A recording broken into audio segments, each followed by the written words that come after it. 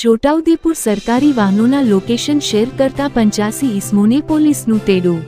સરકારી અધિકારીઓની ગતિવિધિ તેમજ સરકારી વાહનોના લોકેશન ગ્રુપમાં શેર કરતા હતા। આવા ઇસમોને પોલીસે કડક સૂચના આપી। છોટાઉદેપુર પોલીસ અધિક્ષક ઇમ્તિયાઝભાઈ શેખ દ્વારા સૂચના આપવામાં આવી હોય કે જિલ્લામાં ખાણ ખનીજ, પોલીસ, આરટીઓ તથા બીજા સરકારી વિભાગના અધિકારીના વાહનોના લોકેશન વોટ્સએપ ગ્રુપમાં શેર કરી ગેરકાયદેસર પ્રવૃત્તિ આચરતા ગ્રુપ તથા ઇસમો ઉપર વોચ રાખવામાં આવે અને કાર્યવાહી કરવામાં આવે, જેથી છોટાઉદેપુર જિલ્લામાં સરકારી વાહનોની ગતિવિધિ મૂવમેન્ટ અંગે વોટ્સએપ ગ્રુપ બનાવી સરકારી વાહનોના લોકેશન શેર કરી ગેરકાયદેસર પ્રવૃત્તિ આચરતા ઇસમો સામે પોલીસ તંત્ર સક્રિય બન્યું છે।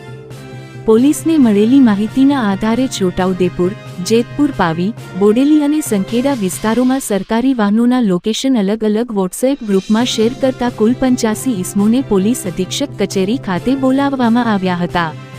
પોલીસ અધિકારીઓએ તમામ ઇસમોને આવી પ્રવૃત્તિ બંધ કરવા અંગે સ્પષ્ટ અને કડક સૂચના આપી હતી। સરકારી વાહનોના લોકેશન, મૂવમેન્ટ અથવા કામગીરી અંગેની માહિતી સોશિયલ મીડિયા કે વોટ્સએપ ગ્રુપમાં શેર કરવી ગંભીર બાબત હોવાનું જણાવી ભવિષ્યમાં આવું ન કરવા ચેતવણી આપવામાં આવી હતી। પોલીસે જણાવ્યું કે સરકારી કામગીરીમાં અવરોધ ઊભો થાય અથવા ગેરકાયદેસર પ્રવૃત્તિને પ્રોત્સાહન મળે તેવી કોઈપણ પ્રવૃત્તિ સહન કરવામાં આવશે નહીં।